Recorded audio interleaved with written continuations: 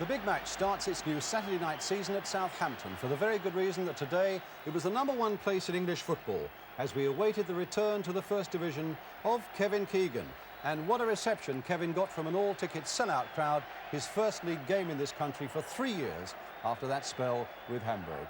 Good evening to you. So Southampton against Manchester City is our main game tonight. But if it was an important day for Kevin Keegan, the same can certainly be said for 19-year-old Clive Allen. Whirlwind £1 million transfer activity this week, and tonight we feature Clive's first appearance for Crystal Palace at Liverpool.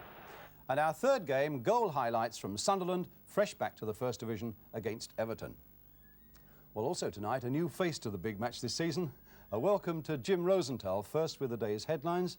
And I would have thought that 31 goals in the First Division alone was a good enough start, Jim. And it's Norwich City leading the way with 5 goals against Stoke, including a hat-trick from Justin Fashanu. Byron Stevenson of Leeds United claims the quickest goal of the season. But Leeds are beaten at home by Aston Villa, and afterwards the crowd demand the resignation of manager Jimmy Adamson. European champions Nottingham Forest lose at Tottenham, but all the teams that challenged Liverpool last season, Manchester United, Ipswich and Arsenal, they all win. But first it's action from Southampton. Southampton against Manchester City. And we start the day out of the sight of the crowd as Kevin Keegan and his Southampton teammates are warming up in the gym in the hour before the start.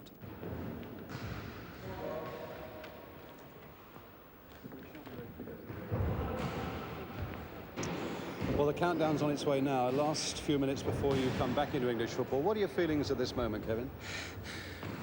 Looking very much forward to it. I think his preparation's been very good. I was watching the TV at dinner time today and got a little bit depressed because everyone was talking about all the problems with English football. But I think I've never known everyone so pessimistic at the start of a season. Really, we haven't felt it down here because we've been on the crest of a wave a little bit. We've had a good tournament, as you say, a good build-up. And I can't remember looking forward to a season like this for a long, long time. So we've sort of got the opposite trend to the rest of the country, I think. So you don't feel under great pressure yourself to produce the goods now? Well, I think, you know, obviously, even when I was at Liverpool and when I was at Hamburg, the first game of the season, you're always under a certain amount of pressure. You want to get off to a good start, not just for the team and for the confidence of the team, but also for your fans and everyone. Everyone's expecting miracles today, and it's up to us to try and provide them. So now the crowd are about to see Kevin Keegan for the first time. They've been stretching their necks for this sight for the last quarter of an hour here at the Dell. And what a reception for the England captain back from Germany.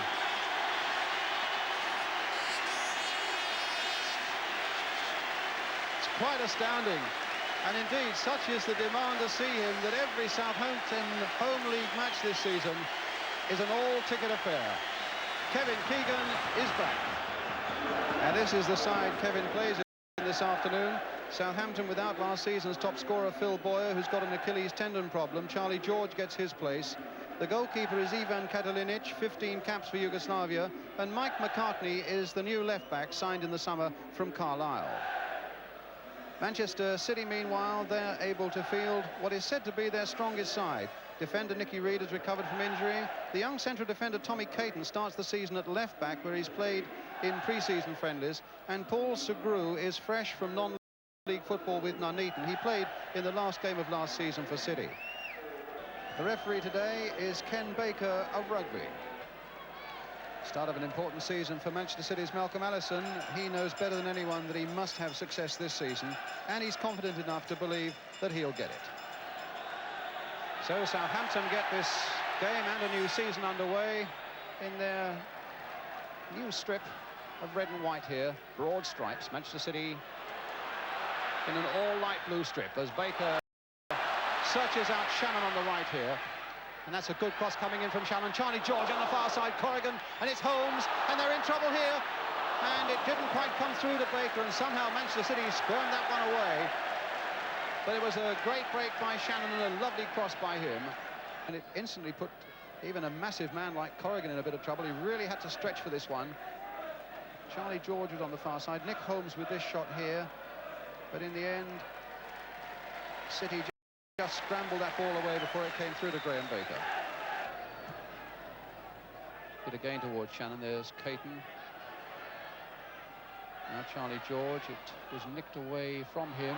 Slight misunderstanding there in the Southampton defence involving, of all people, the experienced Tommy Boog. Here's Steve Williams, though. Put through again for Baker. Good aggressive start there by Southampton. Golak putting it in. Shannon putting it just wide of that Manchester City goal. Oh, there's no doubting Southampton's attacking intentions here this afternoon. Golak, the fullback, linking up well here. Putting in a lower cross. Shannon not really quite getting it the way he wanted, but you can see how close it was.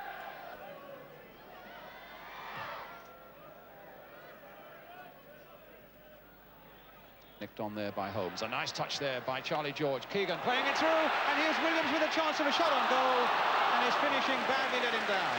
But a great break there by Southampton, in which Keegan was involved, and it really left it wide open for Steve Williams, and he really should have done better than that. There's a lovely touch by Charlie George. Keegan spotting the possibilities there for Steve Williams, and look at the gap here now for the young number 4. And he'll be annoyed with that bit of poor finishing.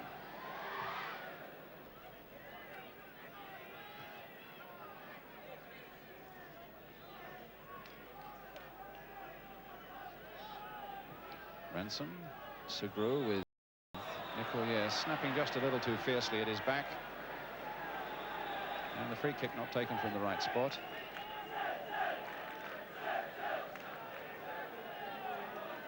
Daly with the kick. Dennis Stewart going there into a strong attacking position. But Williams with the header getting it away. Shannon getting there before Caton, finding Keegan. Looking around, leaving it to his old chum Mick Shannon. Shannon shrugging past Daly. Brought down by Caton. Free kick. Tommy Caton being called towards Ken Baker. Bit of sharp talking to.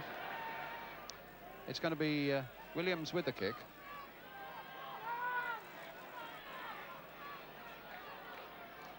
So Keegan waiting. Ransom watching him closely. And Baker on the far side. Saved by Corrigan. Oh, Baker allowed the luxury of a certain amount of space on that far side by the Manchester City defence, and gets a corner which he's about to take now. So Baker with the corner. Both Nicol and Watson have come up.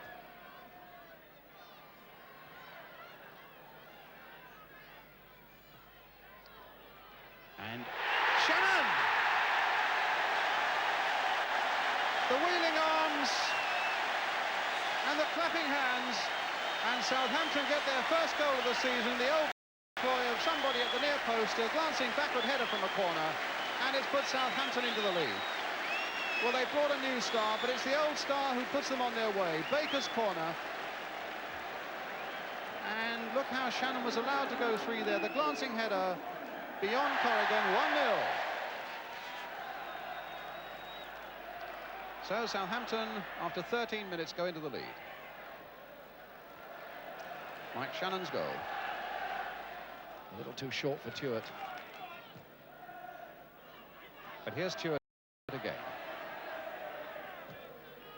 What a good ball, too, for Henry on the far side. And Daly with a shot, and Kadalinic getting down well behind that ball to save from Steve Daly.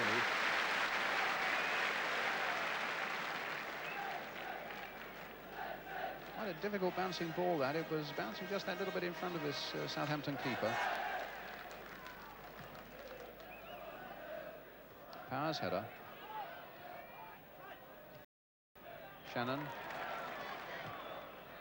Golak playing it in for Keegan. A little touch there again towards Mick Shannon.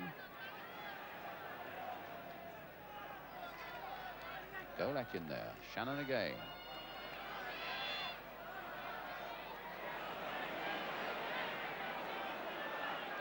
Quite enjoyed that, but City are not being shaken off. Paul Power really sticking with his man. And Shannon having another go, and in the end being brought down a free kick. And a yellow card for Paul Power. First real serious challenge, I think, that Paul Power had made. Two other City players had come pretty close to it. Oh, my word, and that was very nearly Charlie George.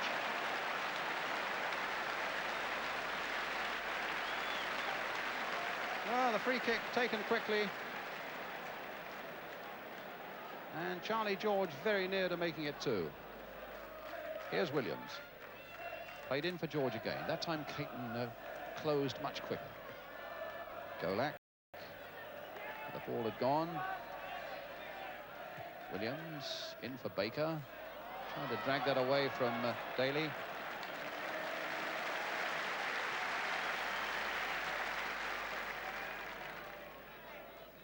Caton for City. Oh, hit straight at Keegan from Caton. Leaving it now for Charlie George. Baker picking up the loose one. Flicking it wide here for Williams. Again a little space. Hit in early for Charlie George. Oh, and he hit the post with it. What a lovely goal that would have been. Handed to them in many ways by Manchester City, but that could so easily have been two. A real soaring header by Charlie George, and at the moment Sugru making tracks towards the other end, and a free kick to Southampton. Let's look again at that moment, though, as the cross came in, and what a good early ball it was by Steve Williams. Charlie George's header against the Manchester City post.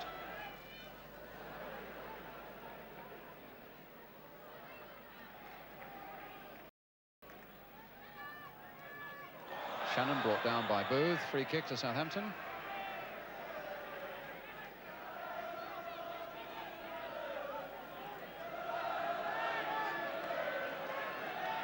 McCartney's made a run down the left.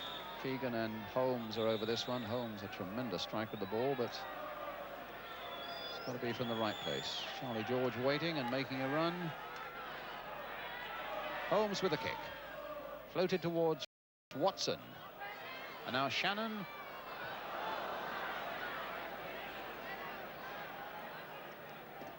McCartney.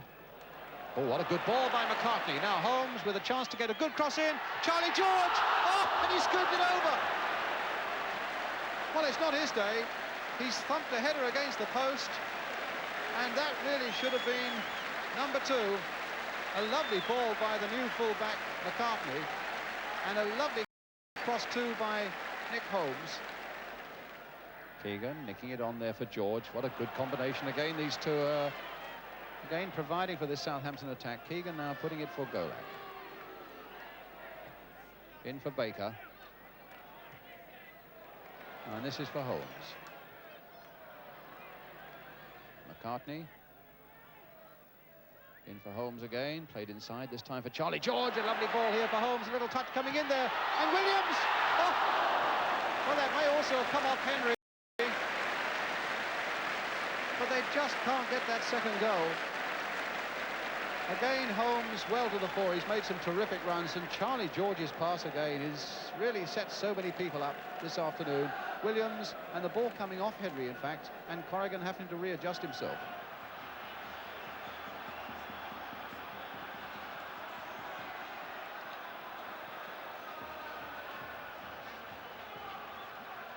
George playing it in again for Shannon.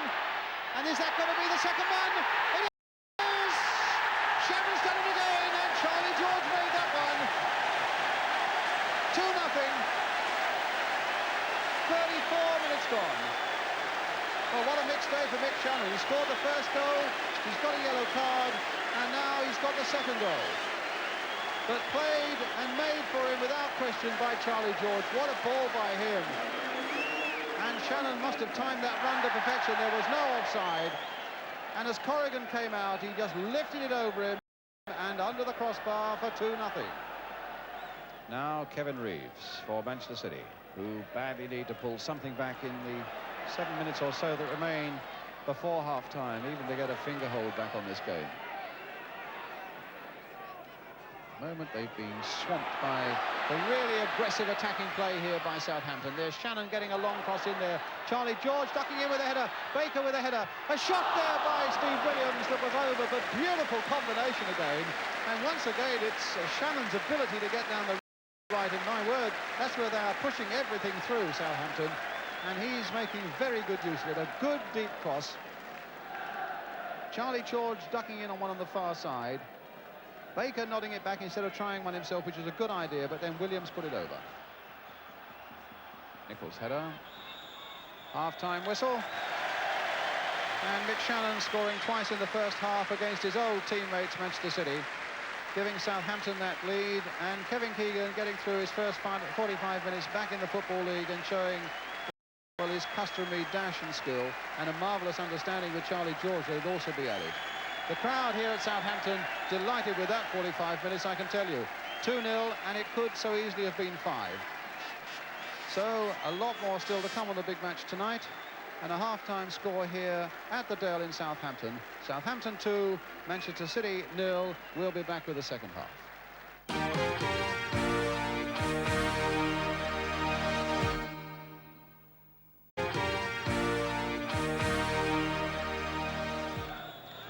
Welcome back to the Dale at Southampton, where Southampton are leading 2-0. In fact, the Saints have never won an opening game to a season since they've been in the first division, but I must say they seem to be well on the way at the moment, having had so much of that first half with those 2 goals from Mick Shannon. So the man who is on a hat-trick, and I'm sure he'd love to get one against his old teammates. Charlie George with the backward header.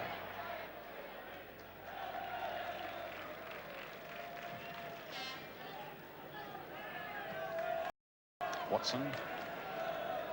Now there's a fall for Shannon, who's got Williams outside him. A good break on here for Southampton, and it wants a good cross from Williams towards Keegan. A downward header, wide of the goal. He quite deliberately aimed wide of Corrigan. An acrobatic header in its way, and everything right except the direction. Shannon sending Williams away down that right, and there's a good cross coming in this time from Williams. Guided it down, but as you can see, just pushed it back a little too far.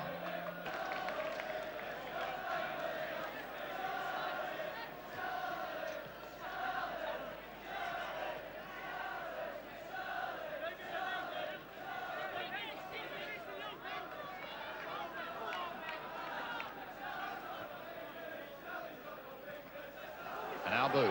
Oh, there's a break, and a good break on to Kevin Reeves now for City. Ball stopped by the legs of Katalinic. Well, that could so easily have brought Manchester City back into this game.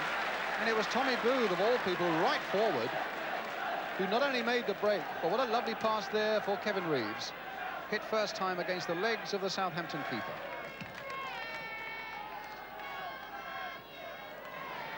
Charlie George playing it back. And Holmes just putting it here for Keegan. Baker. And Southampton wanting to get that free kick taken quickly, but being denied the opportunity.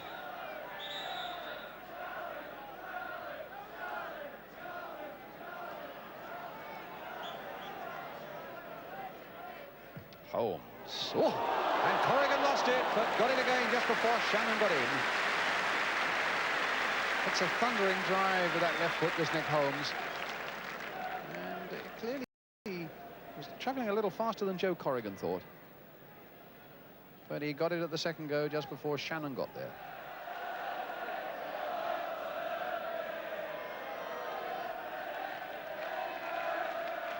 Holmes. Watson. Played wide for Golak. Keegan chesting it down for Charlie George. Hit first time. Good skill there from Southampton. But also a very competent save from Joe Corrigan.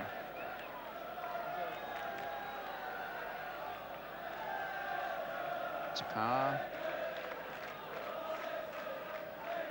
And now Reed. Inside the last quarter of an hour. Tuart. Caton. Tuart again. Running out of space there, being shadowed by Baker. Oh, a nice little turn there and the cross coming in, but Chris Nicol missing out. Oh, and a shot there that Daly managed to at least force a save out of Katalinic.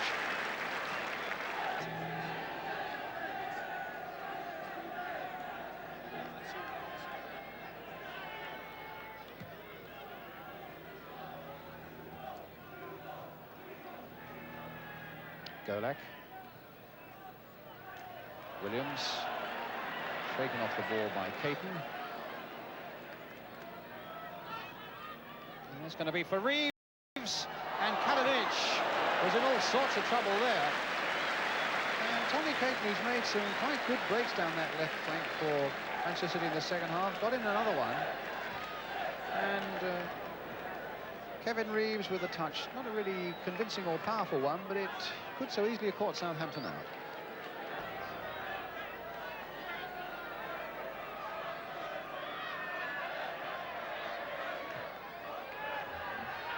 Tuart. This might be for Sugru. No, Hood and Sugru are both there, and it's in the end a goal kick.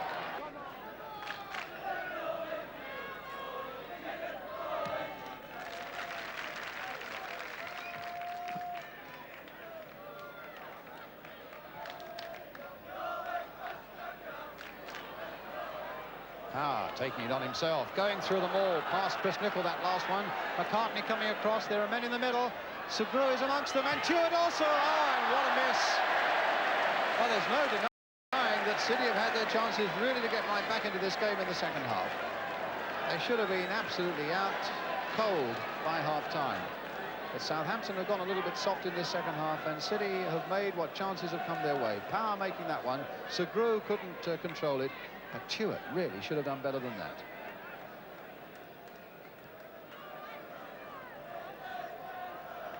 Baker losing his man well there. George touched back to him, but it didn't really have that strength to carry it. But Charlie George going through on his own. Baker, oh, stopped there by the legs that time of Joe Corrigan. That could have been number 3 for Southampton. A throw to Southampton with Shannon taking it. Leave it in fact for Nick Holmes, and it was put through here for Baker, cannoning off the legs of Corrigan. Williams, well, that might go anywhere. There's a certain amount of indecision there. I wonder if Keegan can take advantage of it. And a good save from Williams by Corrigan.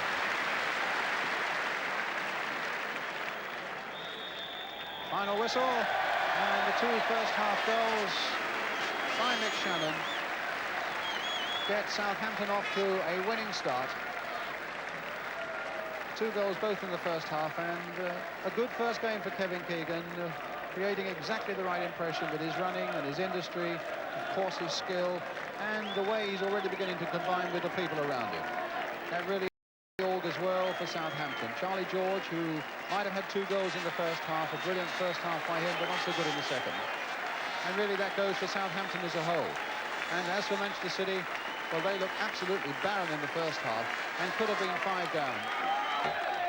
A full-time score then here at Southampton. It's Southampton 2, Manchester City 0. So Southampton and Kevin Keegan are truly on their way, thanks to a brilliant first half when Mick Shannon scored those 2 goals of his. It was a dream start. Well, yeah, obviously, Brian, you know, but I think that the way the team played was the important thing, especially first half. You know, we were absolutely brilliant. Could have scored 6 or 7. Tell me about that first half. Well, I mean, I think it was the fastest game I've ever played in my life. You know, at half-time, the gaffer had 12 iron lungs in there, you know. But no, we played great first half. We went off the boil a bit second half, but we'd won the game, you know. And it was a very evenly balanced. It got a bit scrappy in the end, but I think first half is the football that we can play and the football that the supporters here at Southampton were used to last year. Yes. And it was great to see Kevin fit in, and I mean, he played great first half, you know, well, throughout the game, but overall we were absolutely delighted. Yes, you were pleased with his performance? Oh yeah, I mean, pleased with everyone's. I mean, first half we were electric, you know, great. And your 2 goals, the first one really from a corner, which I think Malcolm Allison felt Joe Corrigan maybe should have had. I thought he was going to punch my head off, Joe. I was expecting it any minute, you know. But I thought, well, I'd just get ahead to it and just try and flick it in, because it was it's sort of across from Graham Baker here. And we practiced this in the week, like, and as I'm there, like, I couldn't believe it. I was expecting to get clattered any minute. Just a touch, and there you go. Go on, my son. I get a lot of pleasure from them because I don't score them usually. Yes, exactly. This little touch is great. And now the second one. Yeah, the second one. You know, Charlie George has done great here. Like, he's controlled it. Like, and I've just gone into this space, and Charlie's seen me, and he's hit a great ball. You know, great reverse ball, like, you know. You're just onside there, weren't you? Yeah. Left Tommy Caton, you know. And Joe looked as if he was going to get it, but I knew I had to get it up pretty sharp. And there you go. Usually knock them over the bar, so I was delighted to see that going. Great. It's a pity the game died a little bit second half. I think, you know, if you're looking for an excuse, the weather, it was tremendously hot out here, and it's one of the few grounds in the country without much shade to hide in for the players, you know. It's usually every ground's got a good stand that overlaps, but here it doesn't seem to. Yes. But I thought we entertained. We tried to play, and in that first half hour especially, I mean, we got in at half-time, and even we couldn't believe how well we'd knocked it around. You know, only the finishing really let us down. Everything else was perfect. Yes, I mean, and the finishing, to a certain extent, there was a lot of bad luck in it as well. I mean, Charlie George hitting the post and so on with a header. Yeah, I'd love Charlie George to have got a goal today. I thought, you know, he worked hard, and he missed 3, which normally Charlie probably would have stuck in. Yeah. But, you know, the old saying is at least he was there to miss him, and I thought he played very well. Well, I'm delighted for Charlie, and I think everybody in the club is, because he hasn't had the best of times since he came here. He had a terrible cartilage operation, and then a succession of little niggles. And a lot of people in this place, in Southampton, wrote him off. And we know that he's got the ability. And the price I paid was 300, just over 300, which just about pays VAT these days, yes, isn't it? And to see the beautiful touches come out, and I think the ball, here he is, that's Graham Baker spreading it. Now, Charlie's job here is really to get in on the far post or for the cross. And I think this is Mick Channon coming on. But it's a good early cross. And Charlie should be appearing just about now, bang, with a lot of power. And he's found that room, you see. He wasn't waiting there, he had to find it. But that was a bad look he's been having lately. But I think we all wanted that to go in for him. You had a chance in the second half with a header as well, if you remember. Yeah, I'd waited a long time for the chance. Yeah, one of those things. I'd been waiting and waiting. Got a great ball from Stevie Williams here. He looked up. He saw I'd got free, and I've seen me stick these away a little bit better than this, but I wanted to put it right in that far post there. And 2 goals for your old chum today. Oh, brilliant, you know. That was vintage Shannon, you know. You don't get that anymore. It's tremendous. I think Mickey's going to gain by the fact that I can sit in there and get back, and him and Charlie can stay up a little bit, and he's still so quick. And when he gets in there, he's still the best finisher I've seen in the game. Yes. Today was, I like it when he gets the old arm going. You know, it's a wonder he hasn't got arthritis in that one. Scored that many goals. Yeah. Do you feel that this is the big year for Southampton? Well, I mean, the start of every season, you always feel that, Brian. Otherwise, we wouldn't play the game. You know, I mean, everybody's enthusiastic. We were a good team last year. You know, we're a good team going forward. We just hope that Kevin can be that little bit of difference to us, and I feel that we've got a good chance. I mean, he's enjoying playing, which is important. We all enjoy playing, and I think that it shows in our play. And I hope that we can go on and win something from there. I think we've got the ability in the side. You know, we haven't got the stadium to fill 50,000 people, but I think at the end of the day, as proved in the case of Man United and that when they went down, it's not the stadium that keeps you in the first division or wins you things, it's the players. And the answer to that is yes, we got the ability. Whether we can see it through or not, well, that's another matter. I can only say also that whereas everybody seems to be so pessimistic about the start of this season, I found it a really enjoyable and skillful opening game there at the Dell. But now with the national football news from around the country, here's Jim Rosenthal.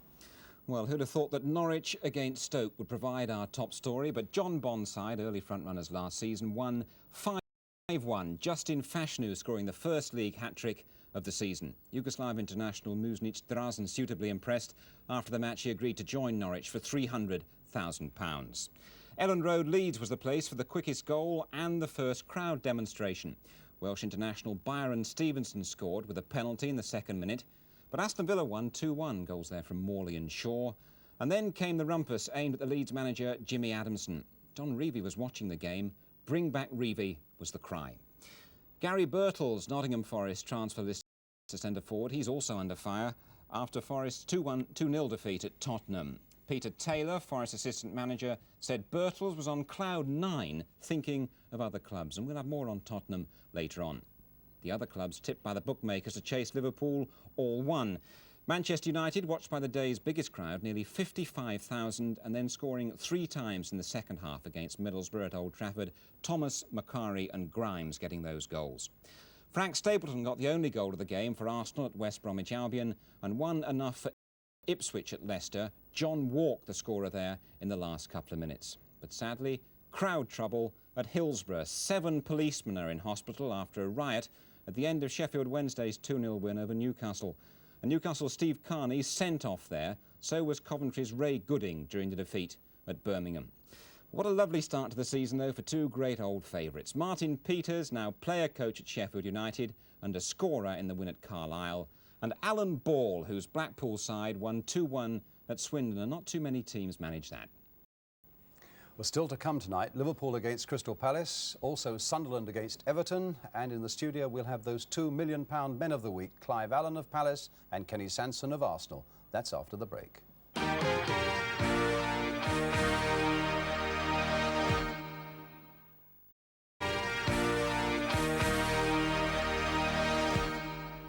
Welcome back. Our second match tonight is Liverpool, the league leaders, against Crystal Palace at Anfield. Liverpool setting out to retain their title. First against this Palace side, they've made a spectacular splash in the transfer market this week. Got Paul Barron, formerly of Arsenal, in goal, and Clive Allen, briefly of Arsenal, in the number 9 shirt. And Liverpool, meanwhile, with a team so familiar that you, well, almost know it off by heart. It's the team that beat West Ham in the Charity Shield at Wembley. No problems at all for Bob Paisley. The referee, Terry Farley from County Durham. The pictures come from Granada Television, commentator Gerald Sinstadt. Check with the linesman, a check with the watch, and the new season starts here. Liverpool, the defending champions, really with only their own standards to live up to. In the last 8 seasons, champions 5 times, runners-up 3. Hansen towards Case. Last season, you'll recall, Crystal Palace beaten here by 3-0. A game marked by an absolute jewel of a goal from Kenny Dalglish.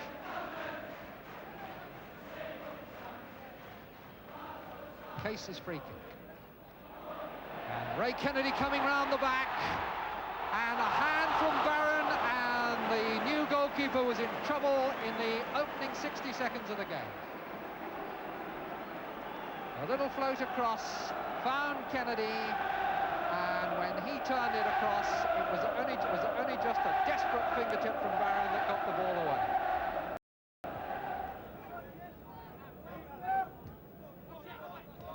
Souness. It's a nicely curled pass. Dalglish beaten for it though by Cannon, and then McDermott quick to seize on the header away. Got his goal at Wembley last week by following up, looking for the crumbs, and he almost got one here. Cannon's header away, McDermott in on the right foot with the volley, but wide.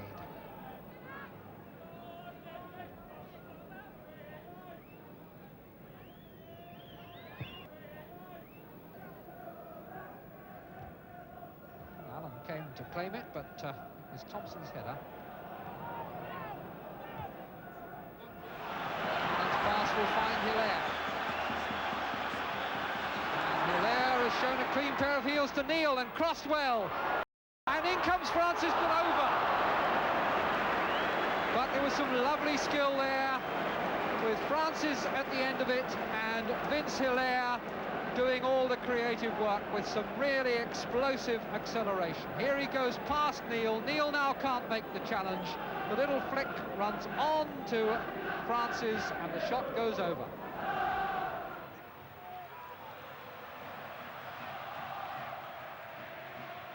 Case.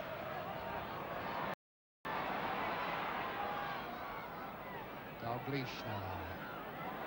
Teasing. Looking for the moment to turn, and in comes Neil to do it for him. That was well done, and Cannon was there covering. But Dalglish was shielding the ball, just daring the defender to tackle, and the longer he held on, the more difficult it became. And then Neil timed the run in, and the outcome was a Liverpool corner.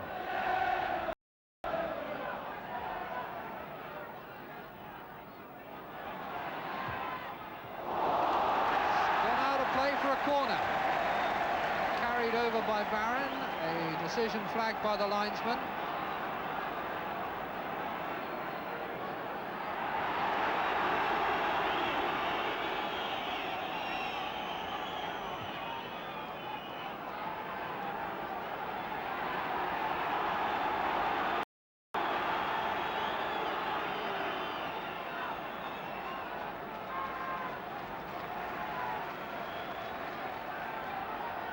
Case with the corner kick. Going right through to Ray Kennedy, then Dalglish. Oh, and what a very good save by Paul Barron.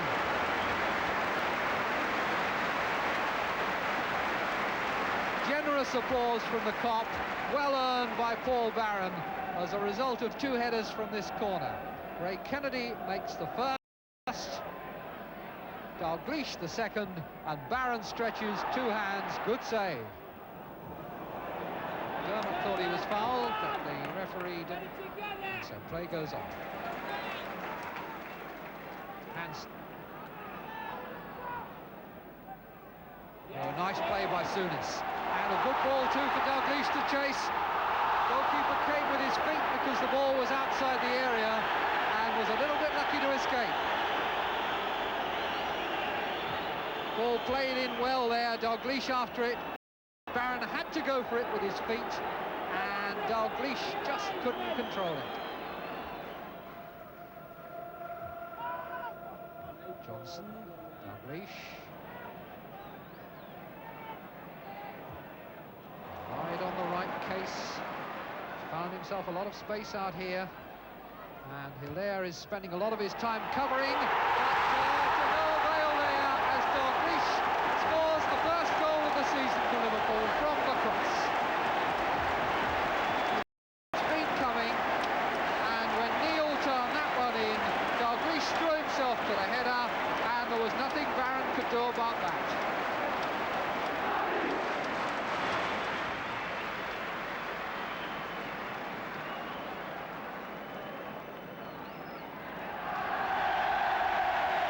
Cheer for Kenny Dalglish, who is back on his feet, leading scorer last season with 22 goals, opening his account here in the 1980-81 season.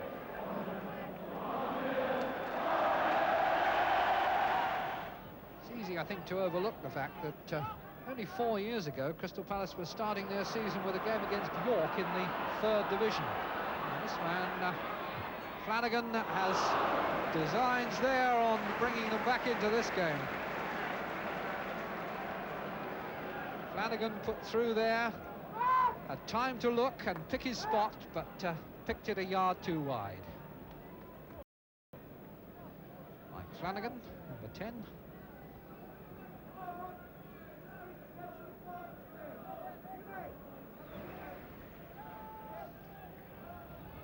Alan Kennedy. Missing out midfield, looking for Dalglish and finding him well.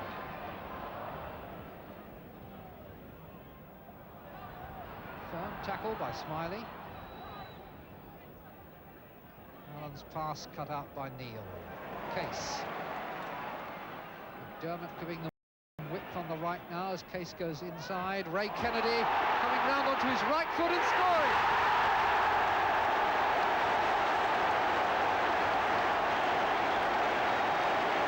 Now 2-0, and Crystal Palace are in real trouble here. The champions in championship mood. Case's run infield.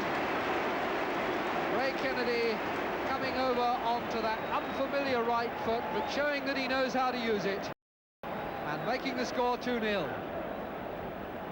32 minutes gone, and Ray Kennedy celebrates his signing of a new 4-year contract with a goal.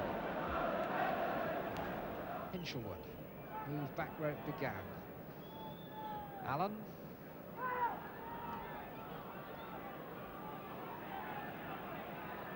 Hinshelwood in it for the third time. And his pass to Smiley goes out of play.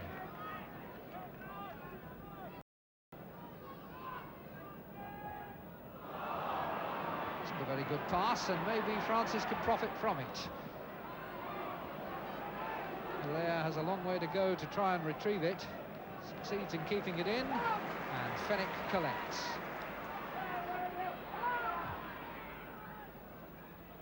Taken down by Flanagan, and then Allen.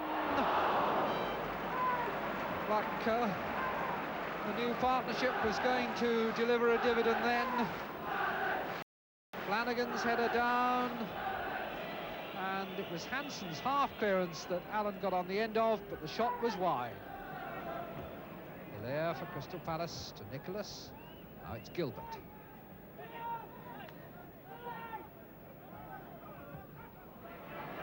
One from Gilbert by Dalglish, and this could be dangerous. Johnson is free here, and Barron is completely exposed once again, but manages to close his legs and keep them out. But McDermott, Dalglish, and then Souness, that was blocked by Hinshelwood. But once again, Crystal Palace were in all kinds of trouble there. Just not efficient enough defensive cover. Once they were in trouble, all kinds of possibilities. And there was the shot by Souness, charged down by Hinshelwood.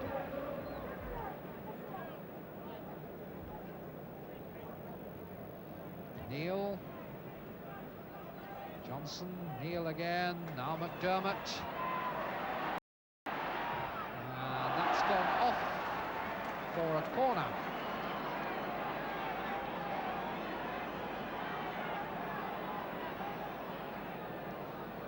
Well, they'll have to hurry if they're going to have time to take it. Referee is checking his watch, and we're a minute and 3/4 over the 45, and they may find that the whistle beats them to it. No, Case gets it. And now the whistle goes, and that is half-time, the first half in which Liverpool have opened the new season with goals from Ray Kennedy, and just behind him there, Kenny Dalglish. Half-time scoreline at Anfield is Liverpool 2, Crystal Palace 0.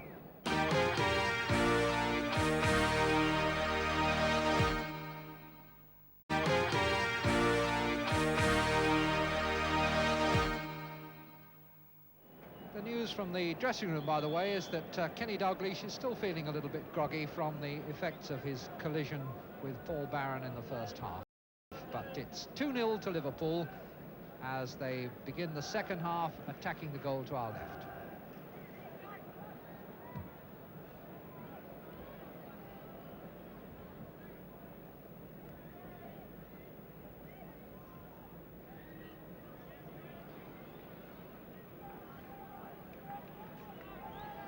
Terry Fenwick with the throw.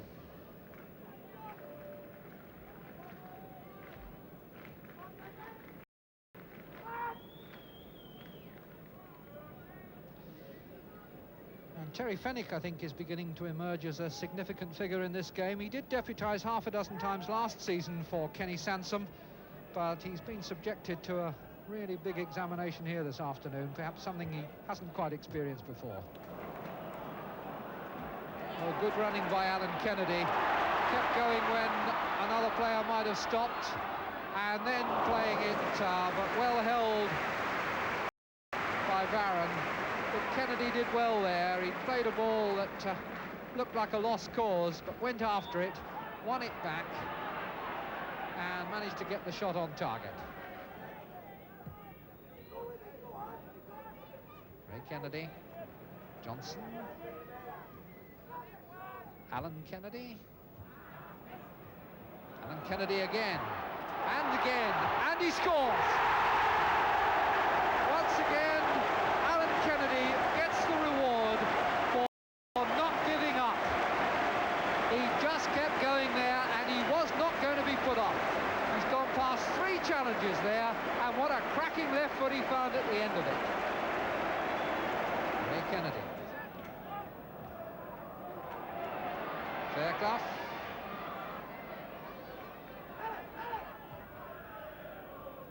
Johnson trying to curl one and very nearly succeeding.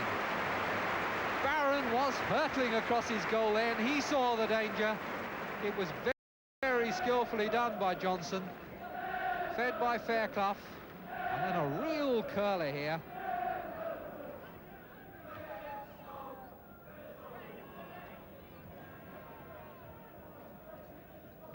Nicholas, that'll find Hilaire. Hilaire trying his tricks against Neal. Getting it over, but cut out by Thompson. And there is the final whistle. The champions have started pretty much where they left off. No doubt there'll be sterner tests to come, but they couldn't have opened more confidently than this. Dalglish scoring the first goal. After that, it was the Kennedy story. Ray Kennedy and Alan Kennedy getting the other goals, and the final scoreline, Liverpool 3, Crystal Palace 0. So Liverpool get off to their customary start, and it was a bad day for Crystal Palace, and I'm sure not the start that Clive Allen would have wanted to have made for his new club. It's good to have him with us here tonight, as well as Kenny Sanson, who left Crystal Palace for Arsenal this week in that £1 million swap. Clive, coming to you first of all, was that a fair result, do you think? The Liverpool goals were good goals, but I think all the lads were disappointed that we didn't score ourselves, which would have possibly made it a different result. Yes. Was that your first go at Anfield? Yes, that's my first game there. Quite an experience. Yeah. And your father was there to watch it, I think, wasn't he? Yeah, the family came up to watch me, yeah. Had you, were you mentally right for it after all the toing and froing and all the big transfer talk and so on this week? Yes, I think so. Terry knew the way he wanted me to prepare, and he managed to get all the press and media reports done Thursday after training, which helped, and it left all day Friday for me just to concentrate and get ready for the game. And in fact, you very nearly scored the goal for Crystal Palace today, which at least would have put a respectable look to the thing. Tell us about this now, because in fact, just shaves the post, I think, doesn't it? Yeah, the ball was knocked in, and Mike Flanagan went up for it with Alan Hansen, I believe, and he got it caught between his legs. It popped out to me. I got a shot in, but it wasn't on target, so it was close, but not a goal. Not close enough. No, that's right. Ken, coming to you, do you feel any sorrow seeing your old mates beaten 3-0 up there? Yeah, I think it's, you know, it was a bit disappointing the result for them, you know, but to go and play against Liverpool, if you lose 3-0, you know, sometimes it's a good result, yes, you know, in ways, but that was a bit unlucky, watching it on the telly. That was very unlucky, you know. Yeah. Palace had a few good chances. But you, well, you didn't need luck, I suppose, at West Bromwich Albion. From all accounts, Arsenal played well. What was your first impression with them? Well, I thought in the first half especially, we played very well, you know, one touch, you know, we did excellent, and I think the goal came from one touch. You know, Scored by Frank Stapleton, is that right? Yeah, it was a throw-in. I think I threw it into Paul Vasson, and he done well. Knocked it back to me first time. I knocked it into Graham Rick's first time. He turned well across, and Frank nodded it in. You know, it was superb. Did you notice much of a difference playing for Arsenal as opposed for your years at Crystal Palace? Obviously, there's a different when they're different players, you know, but I thought they all helped me. You know, all the players, every single one of them in the game helped me. I had lots of options when I had the ball, and I could easily give it easy first 20 minutes to get me feel. And as the game got on, you know, I went on a few runs and that. So. Yeah. Getting up into the First Division at that sort of level, did that offer any problems for you, Clive? No, not really. I found it quite enjoyable. Possibly a little bit more time than I had last year in the second division. More time than you had? Yeah, I would think so. I think players are more aware of you, and tactically possibly more aware. Yeah. And for that reason, they time their tackles a lot better. Yeah. Your next date at Arsenal, of course, is on Tuesday night, isn't it? Their first home league game of the season against Southampton. And having seen Southampton perform tonight, Ken, and really tremendous in that first half, what's your feeling about that? I thought that was very impressive, you know, and I think it's going to be a hell of a game. Obviously, have you played against Kevin at all? I've played against him when I played in the Cup for Crystal Palace. Oh, That was a few years ago now. We played twice. We drew at Anfield and then got beat at home. I've played against him twice. But other than that, I've only been playing with him, you know, with England and that. So it'd be great to play against him again. I think it's good to get the first one out of the way, isn't it, with your new club? Yeah, definitely. I think, you know, the game went really well today, and as I won, you know, Arsenal won, it was even better. So. Yeah, lovely. Kenny, thanks for coming in, and Clive as well. Thanks, and good luck for the season to both of you. Thanks for coming in there.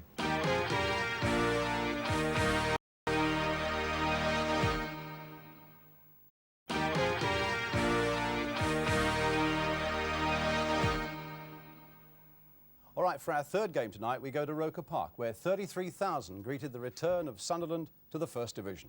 They were at home to Everton, who was so indifferent last season. Indeed, Gordon Lee is another manager who really needs a more successful season this time. The pictures are from Tyne Tees Television.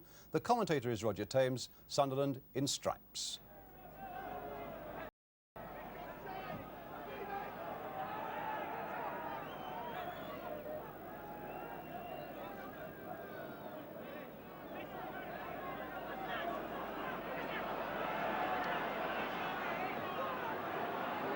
Well, he better hurry up, or else Mr. Beck will have him in the book as well.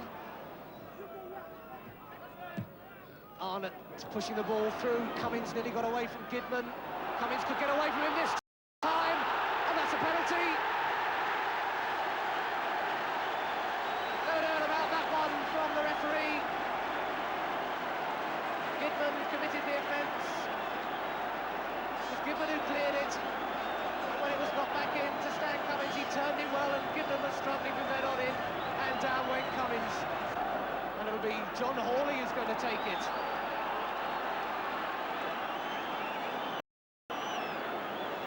Jim McDonough, the man he faces. Hawley with the kick. That's it, 1-0 for Sunderland.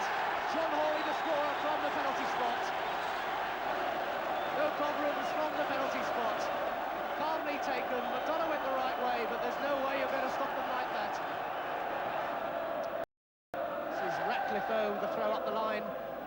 That's Allardyce with, well, it was Sharp who was penalised for backing into Allardyce as he did a passable impersonation of a Fosbury flop over the top of him. The free kick is to Sunderland, which Kevin Arnott will take. Played up the line for Hawley, the goal scorer. He will have to turn Ratcliffe, which he does. He gets the cross in. Cummins, that's 2-0! Stan Cummins, the wee fellow, pops in with a header. And Everton were once again a 6s and a 7s at the back. Delighted fans there, Sunderland go 2 up. Allardyce there at the back of the box. And Cummins just nipped in and into the roof of the net. This is Ratcliffe.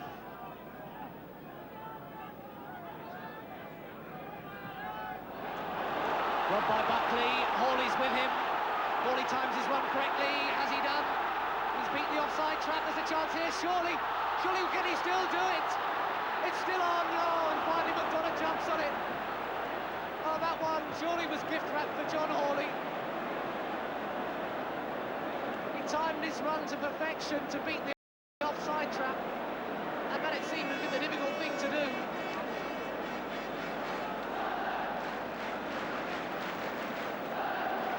Well-timed run from Hawley, and he was clear with no one ahead of him. But then he just seemed to lose control as he tried to take it round McDonough.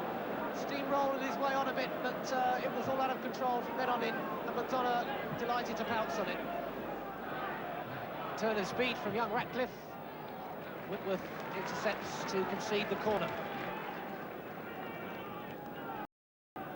Encouragement from the Sunderland skipper. McBride with the corner, driven across, led by Hindmarch. But it's fallen nicely, and great stop that from Billy Wright by Chris Turner. Billy Wright certainly had the chance then as the ball fell to him. He was on his own there, time to line it up, but he blasted it straight at Chris Turner, who pushed it back, and Allardyce was able to clear.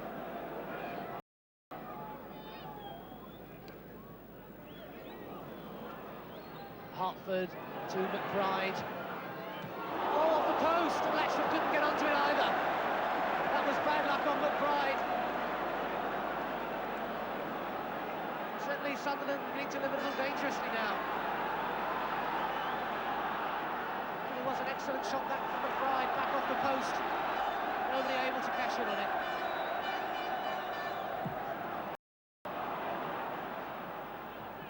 Right.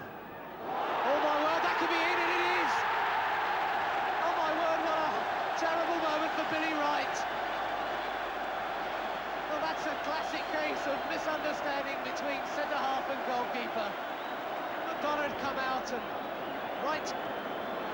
lofted it over his head, and there was nothing McDonagh could do. It just nestled in the back of the net.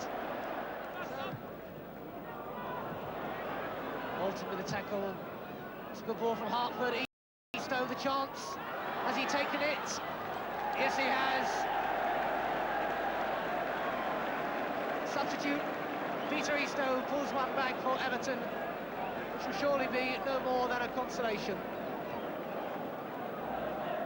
It was a little bit of an action replay of Billy Wright's goal, but at the other end. The keeper out, and Eastoe read it correctly, and a toe to it. Although Turner got a hand, he lobbed it over the neck and into the back of the net. 3-1 to Sunderland was the final score. And that's it for tonight. I hope you've enjoyed our first Saturday night of the big match. I can tell you we certainly enjoyed bringing you 3 such excellent games to start the season. The ones at Southampton and Liverpool, of course, the real matches of the day. How good it was to see Kevin Keegan back again in English football, though he'd be the first to admit that on the day it was his old chum Mick Shannon who stole the glory. And Shannon! George playing it in again for Shannon. And is that going to be the second one?